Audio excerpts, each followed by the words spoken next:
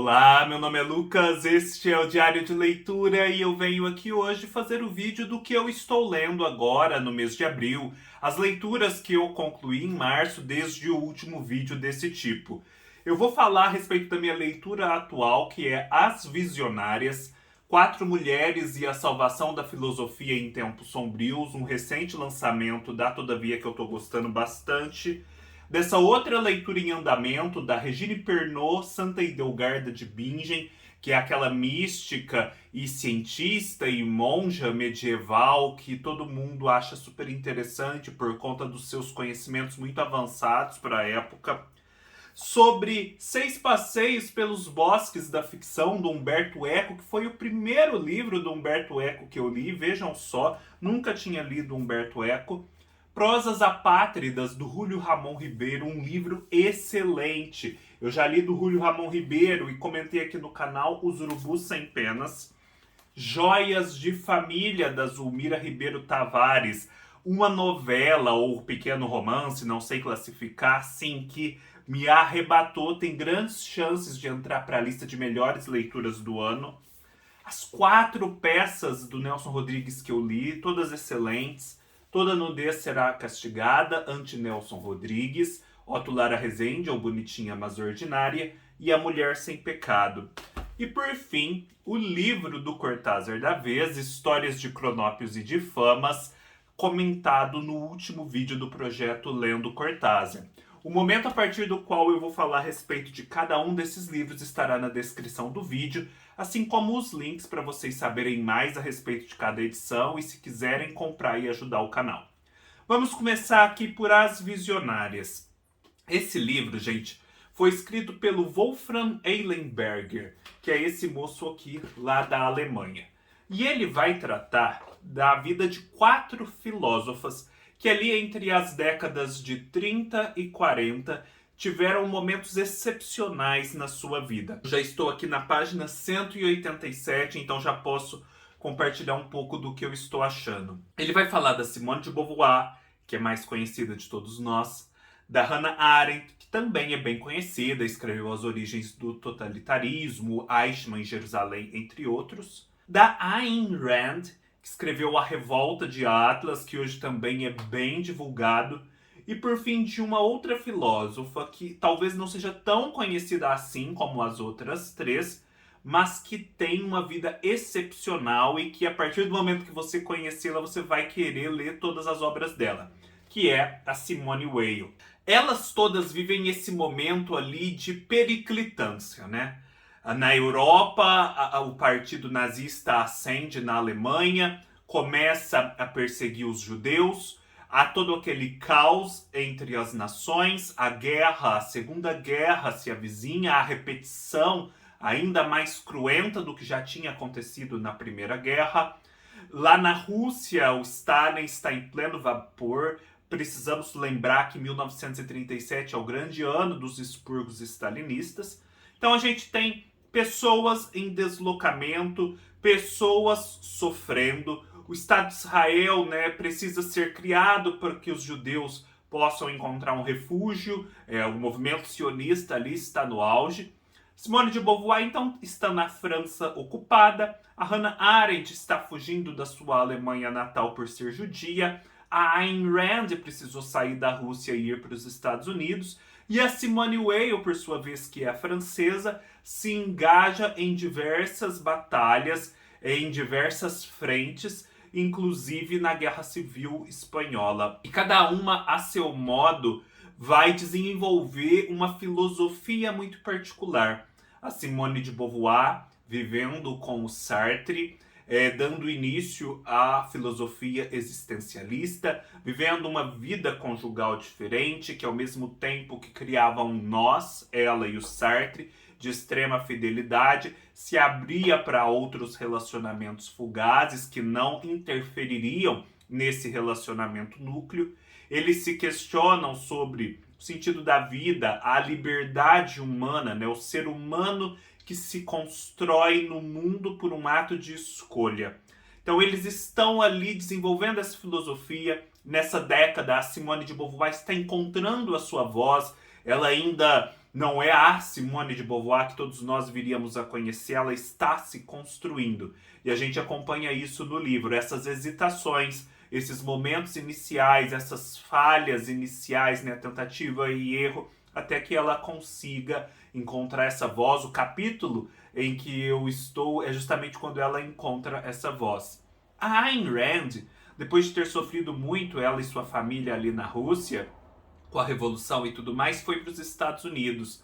E ela tem uma ambição de trabalhar em cinema, trabalhar em ficção, conjugando ficção com filosofia.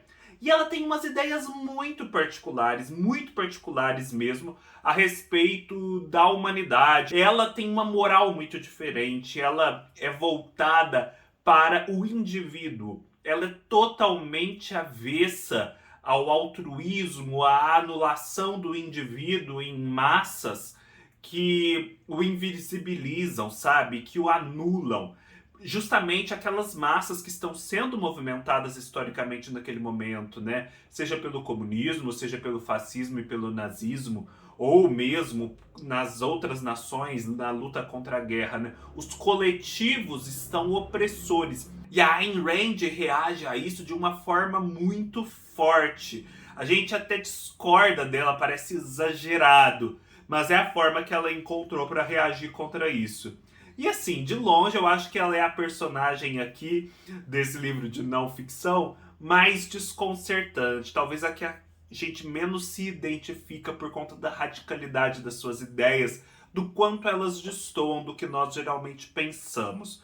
Eu ainda estou com dificuldades para me identificar, encontrar pontos interessantes e válidos no pensamento dela, mas enfim, o livro ainda tem bastante página para terminar, então pode ser que eu veja a Ayn Rand com outros olhos.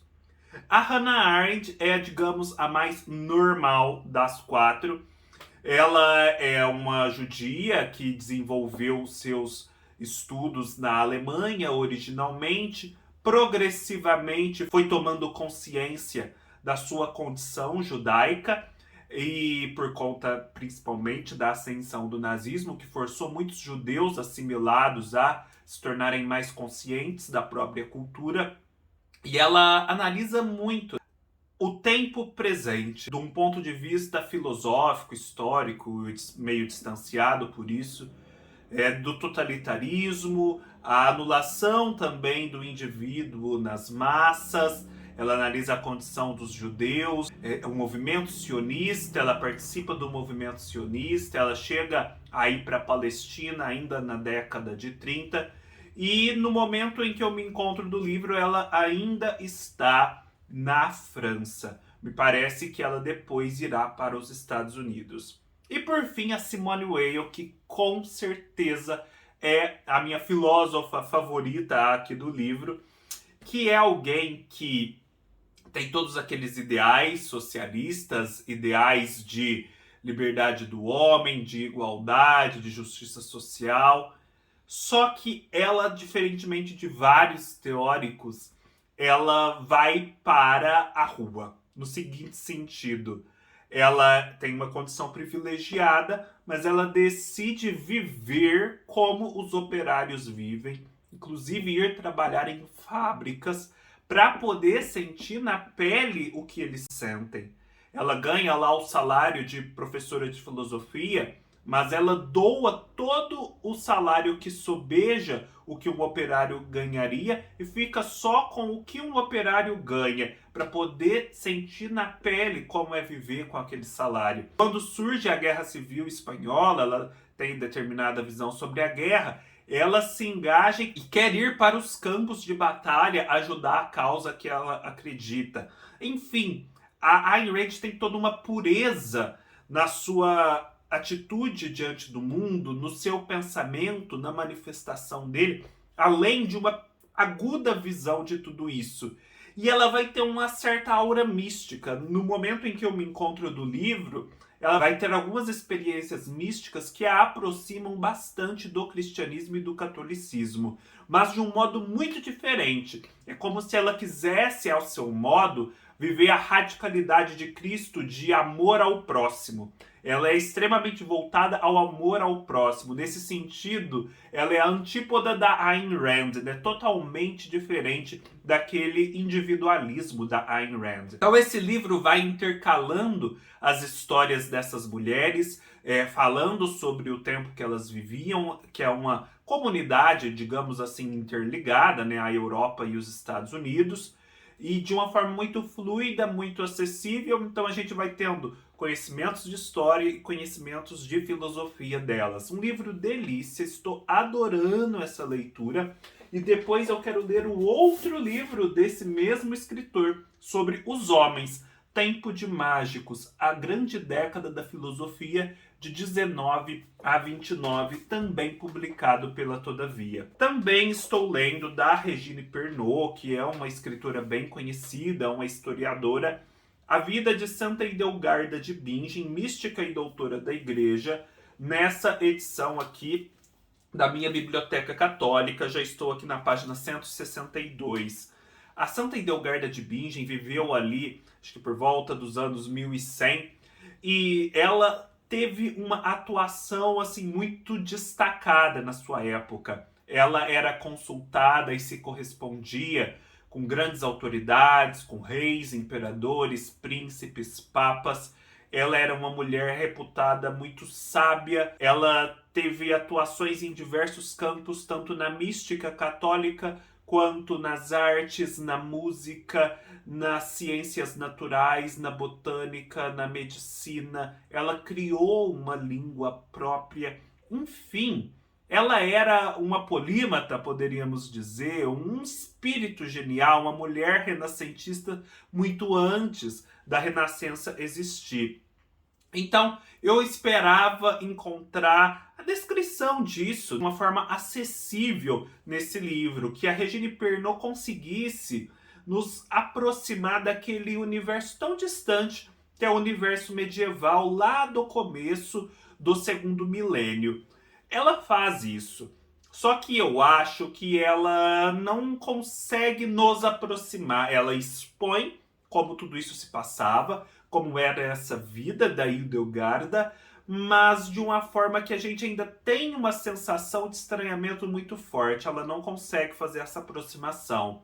Ela transcreve muitos trechos dos escritos da Hildegarda, e isso me incomoda, porque os escritos da Hildegarda são numa linguagem, num estilo, tem uma imaginação muito particulares, muito próprias daquele tempo. É muito difícil de acessar. E eu sinto que ela acredita, Regine Pernod, que o leitor vai conseguir acessar isso por si só e que ela não precisa fazer um trabalho de muita intermediação. Então, eu estou lendo, estou aprendendo muitas coisas, mas ainda me sinto distante da personagem Hildegarda de Bingen e do seu universo. Li esse livro que a Tatiana Feltrin havia me presenteado já há algum tempo e que é o meu primeiro eco, 6 Passeios pelos Bosques da Ficção.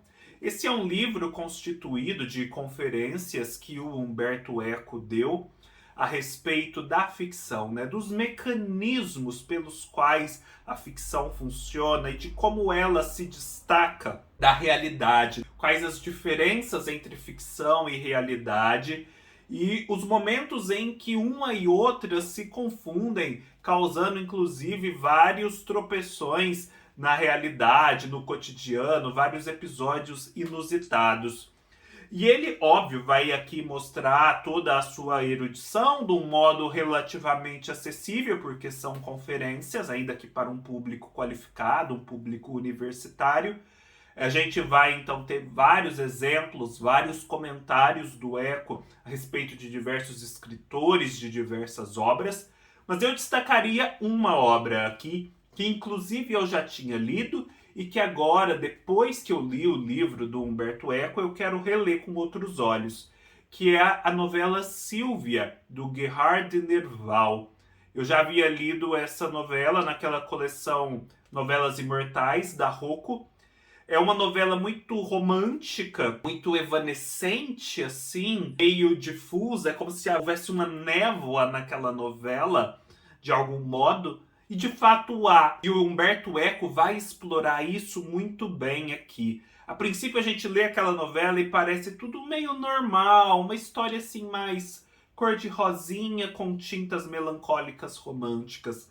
Mas o Humberto Eco vai explorar a estrutura temporal dela, a associação entre o tempo da narrativa, o tempo que seria a realidade da narrativa, e as memórias, as lembranças que vão se intercalando e que vão se intercalando de um tal modo que criam no leitor a impressão de névoa, de evanescência, de incerteza. Então ele faz isso muito bem, com muita profundidade. Para vocês terem uma ideia, tem inclusive esse gráfico aqui em que ele vai explorar o tempo da narrativa, do presente da narrativa e todas as lembranças, como elas vão se intercalando para poder justamente entender a estrutura dessa novela. Enfim, a gente passa a ver esse livro com outros olhos e nesse sentido eu achei essa leitura muito válida. Depois eu li esse livro maravilhoso do Júlio Ramón Ribeiro, Prosas Apátridas. Eu já havia lido e feito vídeo no canal, não deixem de conferir esse livro de contos excelente, que é Os Urubus Sem Penas. O Júlio Ramón Ribeiro é um dos grandes escritores do Peru, ao lado do Mário Vargas Llosa. Viveu ali durante o século XX entre o Peru e a França. E aqui nós temos uma coleção de textos curtos dele, pequenos ensaios a respeito de vários temas. É um livro difícil de se falar a respeito e de vender, porque a gente fala, um conjunto de fragmentos, textos mais ou menos longos sobre várias coisas. É meio genérico demais, né? Só que o que eu posso dizer, espero que vocês confiem na minha opinião, é que a inteligência, a argúcia e a perspicácia que o Júlio Ramón Ribeiro apresenta aqui são incomparáveis. Eu acredito que essa leitura produza no leitor a mesma sensação que as pessoas que leem os ensaios de Montaigne têm, que é aquela sensação de estar aprendendo, de estar vendo o mundo agora com outros olhos. Só para vocês terem uma ideia do que o Júlio Ramón Ribeiro é capaz de fazer, eu vou ler um pequeno trechinho em que ele compara a brincadeira que o filho dele faz com seus brinquedos e o exercício da escrita. Vejam só, é bem pequenininho. Agora que meu filho está brincando no seu quarto e que estou escrevendo no meu, me pergunto se o ato de escrever não será a prolongação das brincadeiras da infância. Vejo que tanto eu como ele estamos concentrados no que fazemos e levamos nossas ações muito a sério, como acontece frequentemente com as brincadeiras. Não admitimos interferências e mandamos os intrusos embora imediatamente. Meu filho brinca com seus soldados, seus carros e suas torres, e eu brinco com as palavras.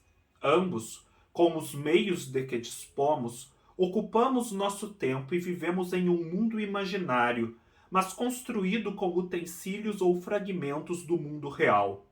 A diferença é que o mundo das brincadeiras infantis desaparece quando terminamos de brincar, enquanto o mundo das brincadeiras literárias do adulto para o bem e para o mal permanece. Por quê? Porque os materiais das nossas brincadeiras são diferentes. A criança emprega objetos, enquanto nós utilizamos símbolos. E neste caso, o símbolo dura mais do que o objeto que representa. Abandonar a infância é precisamente substituir os objetos pelos símbolos. Gente, o livro é repleto, nos seus 200 pequenos textos, de achados geniais como esse que eu li para vocês. Vale muito a pena, tanto este quanto este aqui. Qualquer um dos dois pelos quais vocês começarem, tenho certeza de que vão se apaixonar pelo Júlio Ramón Ribeiro. Depois eu li outro livro extraordinário que prova a força que pode ter uma história curta, que é Joias de Família, da Zulmira Ribeiro Tavares, publicado pela Companhia das Letras. Esta é uma história clássica da Zulmira, uma escritora paulista, em que ela vai contar a vida de uma senhora muito rica que vive ali no Itaim Bibi, em seu apartamento. Ela hoje em dia é viúva, ela ainda tem uma certa fortuna, e há um sobrinho dela que exerce a função de ser o secretário, que a gente percebe que exerce essa função justamente pensando talvez numa herança que ele possa receber. E essa senhora, ela recebe esse sobrinho num determinado dia, e esse sobrinho havia levado para ser inspecionado por um grande especialista uma joia que ela tinha, um rubi que seria muito precioso. Só que daí o sobrinho tem que dar a notícia de que aquele rubi, aquela joia de família, que ela pensava ser tão valiosa, na verdade é falsa, é uma imitação.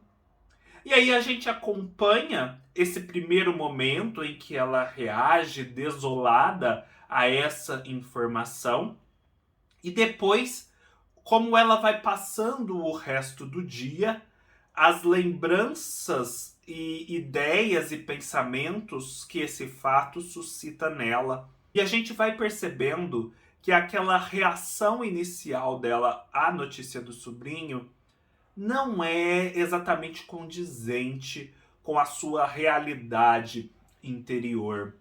A gente vai descobrindo a história dessa joia, como essa mulher viveu a sua vida ao lado do marido, essa vida um pouco estranha, um marido estranho, num relacionamento estranho, de como essa joia, na verdade, era o símbolo de muita coisa, e de como essa diferença entre falsidade e verdade foram se construindo na vida dessa mulher, tendo as joias como símbolo.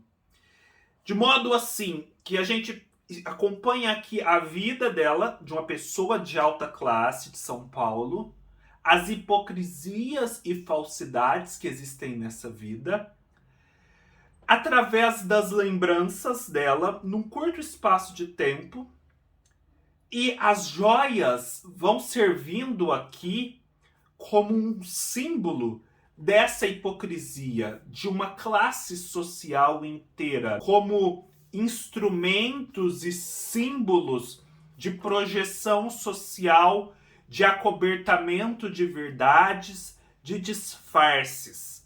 Falando assim, soa tudo muito abstrato, mas acreditem, é um livro fenomenal, como ele é econômico, porque são poucas páginas, em falar de tanta coisa. E isso é maximizado nessa eficiência pelo uso das joias como símbolo. É fenomenal, vocês vão ficar desconcertados lendo esse livro, principalmente com o final, porque é surpreendente. Eu pretendo fazer um vídeo específico para ele, debruçar um pouco mais na história e explicá-la em maiores detalhes. Mas já deixo aqui a notícia de que é fenomenal. Eu li Toda Nudez Será Castigada, que é uma peça do Nelson fenomenal.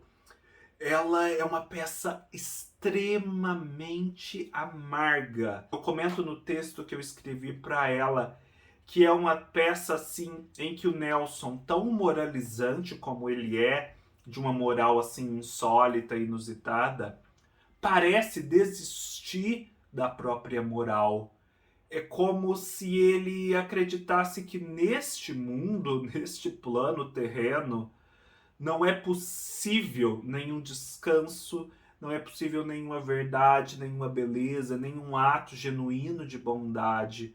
O que resta é nos resignarmos ao equívoco dessa vida e esperarmos, quem sabe, por algo melhor depois da morte. E isso é interessante porque o Nelson, mesmo em suas outras peças, que são chocantes, que são trágicas, etc., dá uma lição de moral, né? ele acredita assim que é possível viver bem de algum modo nesse mundo, ainda que seja um modo muito diferente, muito desconcertante, mas aqui não. As personagens se encontram num beco sem saída. É uma grande tragédia, né? Porque o destino, o universo, o mundo, a realidade se abatem sobre as personagens e elas simplesmente não têm o que fazer.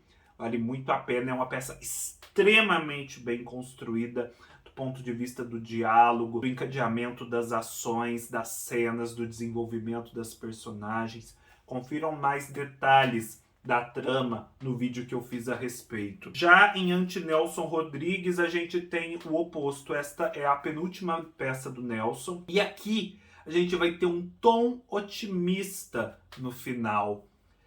Só que aí a gente pensa, né? Será uma peça destoante do restante da dramaturgia do Nelson? Porque o Nelson, enfim, é tão trágico, né? Tão desesperançado com a humanidade. Pois é, incrivelmente não. O que traz o otimismo aqui para essa peça é uma visão que a gente já podia identificar em outras peças do Nelson, mas de uma forma mais escamoteada. Aqui ela se revela e se revela aí nesse tom otimista da peça. É muito interessante. É o Nelson no pleno domínio dos seus elementos dramatúrgicos, de tal modo que ele pode brincar com eles, sair do que seria o seu lugar comum, fazer uma peça com um tom levemente otimista no final e ainda assim se manter fiel a seu projeto literário, às suas próprias ideias. Depois tem Otto Lara Rezende, ou Bonitinha Mais Ordinária, uma peça assim bem sombria, que tem um final levemente otimista, mas de uma nota de amargura que chega a doer. É uma peça muito associada à ideia da queda do homem no Jardim do Éden. Só que é uma queda às avessas. Porque se Adão e Eva estavam no paraíso e porque pecaram foram expulsos para a terra, onde deveriam ganhar o pão de cada dia com o suor do seu rosto, mediante o trabalho, aqui nós temos dois personagens principais que já vivem no inferno, nasceram nele, e o que eles buscam, na verdade, é uma fuga para um mundo um pouco mais tolerável. E nessa fuga, nesse processo, eles vão passar por situações que a gente pode identificar como Sodoma e Gomorra, né? A fuga de Ló e sua esposa de Sodoma e Gomorra, o próprio Apocalipse de São João, enfim, tudo isso no Rio de Janeiro do século XX. É uma história principalmente de como o dinheiro pretende comprar tudo, inclusive a moralidade. É uma peça que traz muito da influência de Dostoiévski sobre o Nelson Rodrigues. Aquela frase dos irmãos Karamazov, né, que a gente extrai dos irmãos Karamazov, se Deus não existe, tudo é permitido, ecoa aqui nesse livro com muita força. E principalmente sob a roupagem de uma outra frase que move as personagens. O mineiro só é solidário no câncer. Assistam ao vídeo e vocês vão entender melhor, mas vale muito a pena, peça excelente. Por fim, A Mulher Sem Pecado, a primeira peça escrita pelo Nelson Rodrigues, antes mesmo de Vestido de Noiva. É muito interessante ler essa peça, porque a gente já vê que no momento inicial o Nelson Rodrigues já apresentava suas características principais. Foi uma peça escrita principalmente para ganhar dinheiro. O Nelson nem pretendia constituir uma carreira de dramaturgo. Mas no momento mesmo em que ele começou a escrever, toda aquela carga imaginativa que depois permearia todas as outras peças e que era a verdade interior do Nelson Rodrigues, se fez presente e ele não conseguiu fazer uma peça só para ganhar dinheiro. É uma história de ciúme obsessivo com um final desconcertante. Vale muito a pena mesmo. Eu vou comentar sobre ela no vídeo da próxima semana. E por fim, prosseguimos com a leitura do Júlio Cortázar e desta vez lemos Histórias de Cronópios e de Famas. Talvez o livro dele até agora mais radical, né? Em que ele estica mais a corda do seu projeto literário. No vídeo que eu fiz a respeito, eu tento dar as minhas impressões de modo a oferecer uma luz, um guia de leitura para quem se depara com esse livro e fica meio perplexo. Porque o que há aqui, na verdade, é o Cortázar executando seu projeto literário de uma forma extrema. Qual é o projeto literário? O Cortázar, ele está muito consciente dos limites da linguagem, da capacidade expressiva dos instrumentos de que ele dispõe para retratar a realidade. Ele, ao mesmo tempo, pressente que há uma compreensão da realidade, uma compreensão do mundo, do funcionamento das coisas, que só é atingível se nós nos valermos de outros instrumentos, ou dos instrumentos existentes de modos novos. É como se nós, ao utilizarmos a linguagem, estivéssemos acostumados apenas a uma possibilidade que ela carrega, e fosse necessário uma desautomatização para que a gente pudesse enxergar nos instrumentos conhecidos outras possibilidades que eles oferecem. Então ele vai pegar aqui e vai fazendo uma progressiva desautomatização do uso da linguagem, do olhar para as coisas, que vai desde olhar para situações as mais corriqueiras, como por exemplo chorar e subir uma escada, e descrevê-las em minúcias, em contos fenomenais que mostram que quando a gente olha para as coisas com um olhar novo, elas se mostram muito diferentes, até chegar a esse universo plenamente fantástico e diferente, que é o universo dos Cronópios e de Famas. É isso, pessoal. Espero que tenham gostado. Se gostaram, deem um like, deixem seus comentários, se inscrevam no canal e nos vemos numa próxima oportunidade. Até mais!